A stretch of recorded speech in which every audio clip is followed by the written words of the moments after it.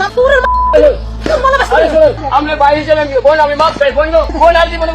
মুরগির বাচ্চা দেওয়ার অভিযোগে এক ভ্রাম্যমাণ বিক্রেতাকে ধরনের ঘটনা ঘটেছে। ভুক্তভোগী বিক্রেতা ওই নারীকে বোন বলে সম্বোধন করে ক্ষমা চেয়ে কোনো মতে পরিস্থিতি থেকে রক্ষা পান।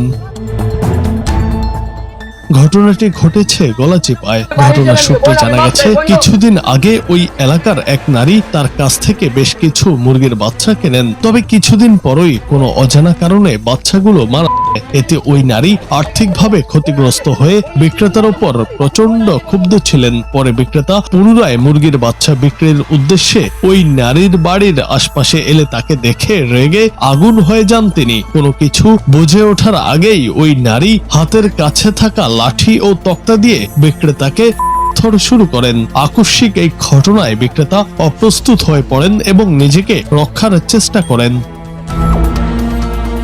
এক পর্যায়ে পরিস্থিতি বেগতিক দেখে বিক্রেতা ওই নারীকে বিনয়ের সাথে বোন বলে সম্বোধন করেন। তিনি নিজের অনিচ্ছাকৃত ভুলের জন্য ক্ষমা প্রার্থনা করেন এবং ভবিষ্যতে এমন হবে না বলে বারবার অনুরোধ জানান। তার এই আকুতি শুনে স্থানীয়রা এগিয়ে আসেন এবং এক পর্যায়ে ওই নারী শান্ত হলে বিক্রেতা সেখান থেকে দ্রুত প্রস্থান করেন।